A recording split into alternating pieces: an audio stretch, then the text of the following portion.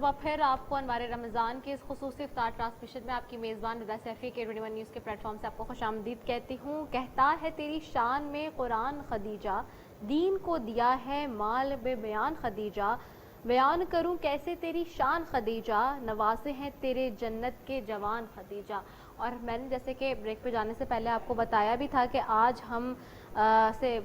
जो रहमत का बाब है वो रुखसत ले रहा है और दूसरा अशरा हमसे आने की इजाज़त ले रहा है। साथ ही साथ आज सैयदा हज़रत खदीजतुल कुबरा रज़ी ताला अन्हा के यौम वसाल के हवाले से हम गुफ्तगू भी करेंगे। हमारे मेहमान भी हमारे साथ यहाँ मौजूद हैं,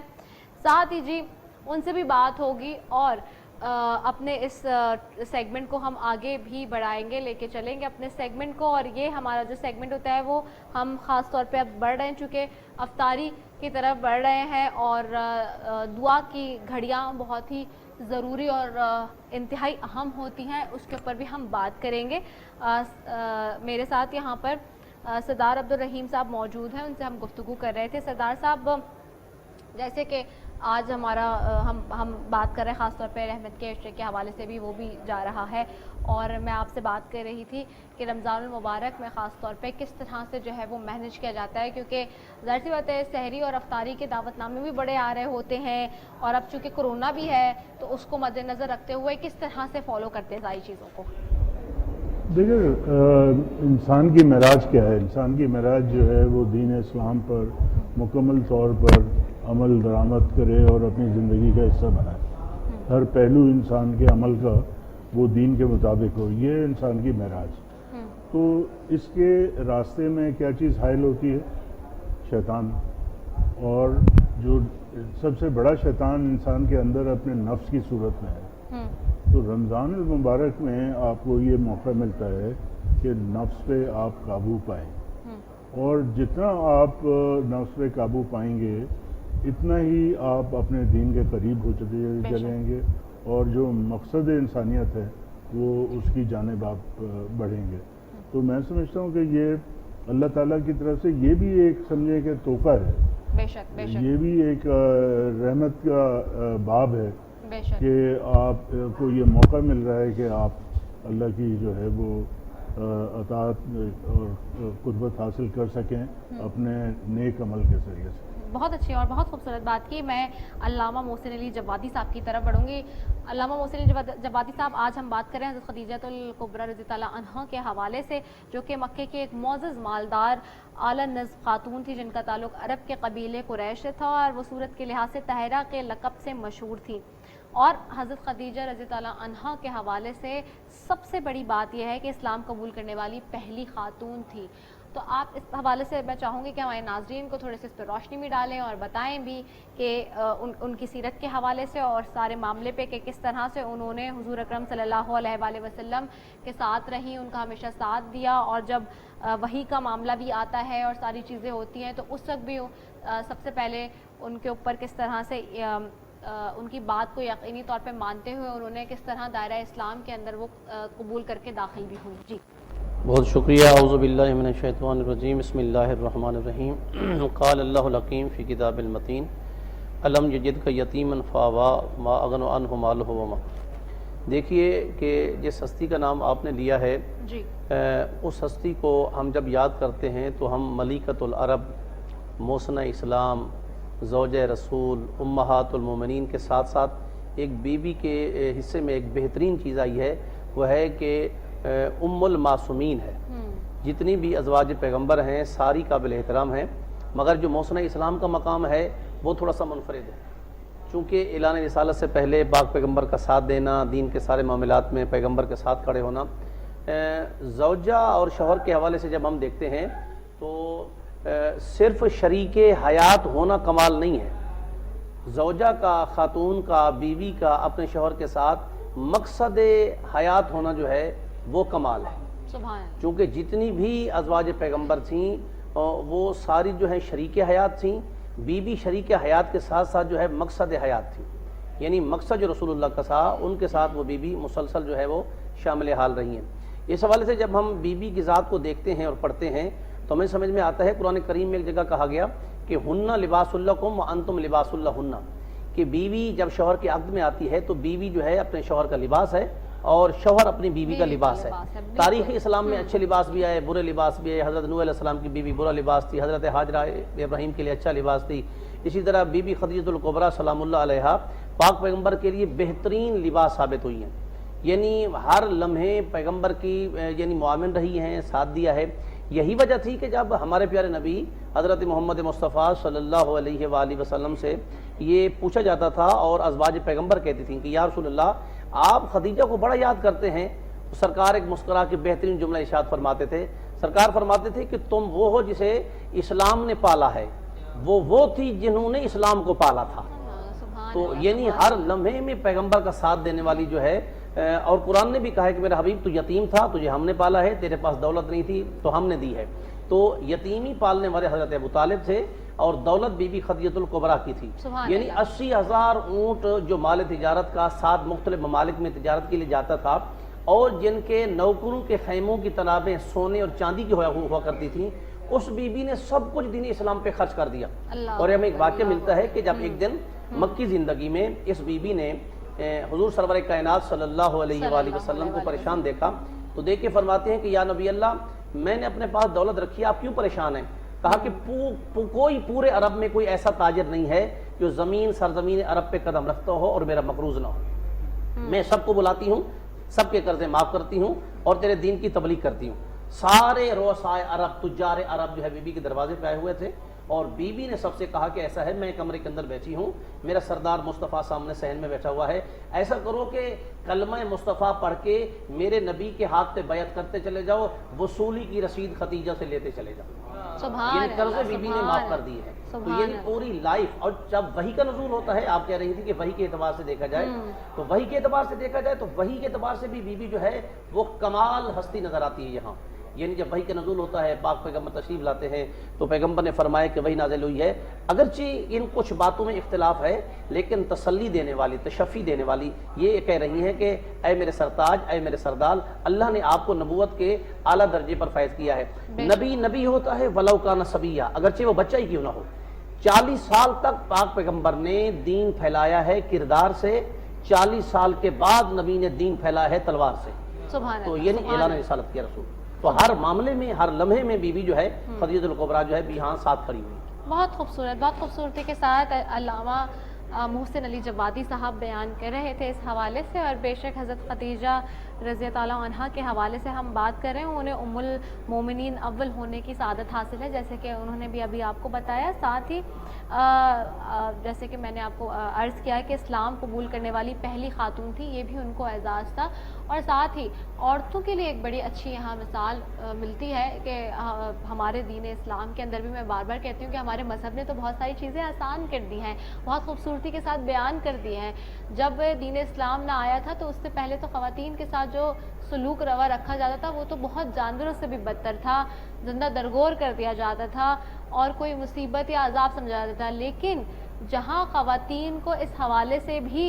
رائٹس حاصل ہوئے کہ جی وہ حضرت خدیجہ کی سیرت اور ان کی زندگی سے، ان کی مختلف پہلوؤں سے یہاں روشن ہوتے ہیں کہ کس طرح وہ تجارت کرتی تھیں اور کس طرح وہ، یعنی کہ بزنس کی جو پوائنٹ آف ویو سے ہم بات کرتے ہیں تو خواتین کا بڑا اعلیٰ مقام ہے اور ان کو بڑی ساری لیوریج حاصل ہے اسلام کے اندر بھی۔ جو لوگ کہتے ہیں کہ جو منفی اور جھوٹا پروپیگنڈا پھیلاتے ہیں کہ جی بڑے کنزرویٹو چیزیں ہیں یا اس طرح کی، لیکن آپ یہاں سے دیکھ سکتے ہیں کہ ساری چیزیں ہمارے پاس موجود ہیں۔ ہمارے ساتھ جی نعت خواں حضرات بھی یہاں موجود ہیں اور میں چاہوں گی محمد احمد سے کہ وہ ہدیہ نعت پیش کرنے کی بارگاہ رسالت میں سعادت حاصل کریں۔ صلی علی نبینا صلی علی محمد صلی علی شفیعنا صلی علی محمد۔ کچھ نہیں مانگتا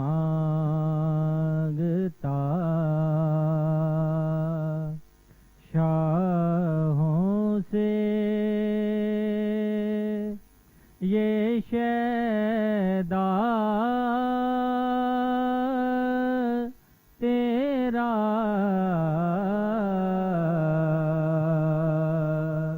اس کی دولت ہے فقط نقش کفے پا تیرا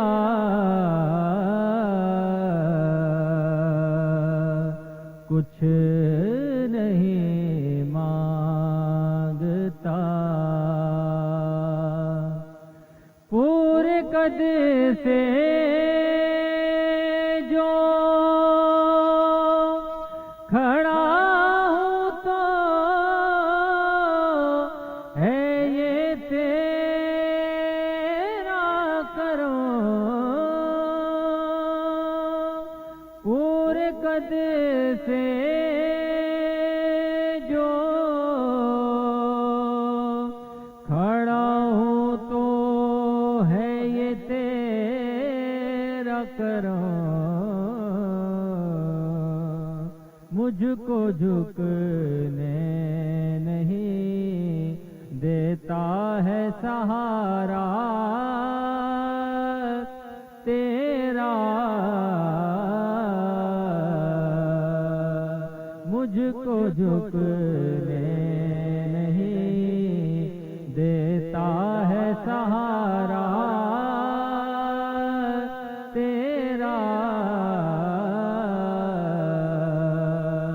کچھ نہیں مانگتا شاہوں سے یہ شیدا تیرا کچھ نہیں مانگتا ماشاءاللہ بہت ہی خوبصورت کلام پیش کر رہے تھے محمد احمد اور ہدیہ نعت پیش کرنے کی سعادت حاصل کر رہے تھے بارگاہ رسالت میں اور گفتگو کا سلسلہ جاری ہے ہم بات کر رہے ہیں حضرت خدیجۃ الکبریٰ رضی اللہ عنہا کے حوالے سے اور جہاں وہ اسلام قبول کرنے والی پہلی خاتون تھی جہاں ام المومنین ہونے کا ان کو سعادت حاصل تھی وہیں نبی کریم صلی اللہ علیہ وآلہ وسلم کی تمام اولاد حضرت خدیجہ رضی اللہ عنہا سے پیدا ہوئی تھی سوائے ابراہیم رضی اللہ عنہ کے جو ماریہ رضی اللہ عنہا سے تھے آپ صلی اللہ علیہ وآلہ وسلم پوری زندگی اس وفا شار بیوی کو یاد کرتے رہے ہیں اور ساتھ ہی یہاں بھی ایک چیز اور ایڈ آن کروں کہ جب رسول اکرم صلی اللہ علیہ وآلہ وسلم کو انہوں نے شامل تجارت کیا اور اپنے پیشہ تجارت میں شامل کیا تو وہ بڑا ان پر اعتماد کرتی تھی اور ان کی جو ساری رسول پاک صلی اللہ علیہ وآلہ وسلم کی جتنی بھی ساری سیرت کی ان کی پہلو تھے اس سے بڑی متاثر ہوئی تھی ساتھ ہی جب وہ متاثر ہوئیں تو وہیں انہوں نے ان کی صداقت اور دیانتداری کے بڑے چرچے بھی کرتی تھیں اور ساتھ ہی وہیں انہوں نے اپنا جو ہے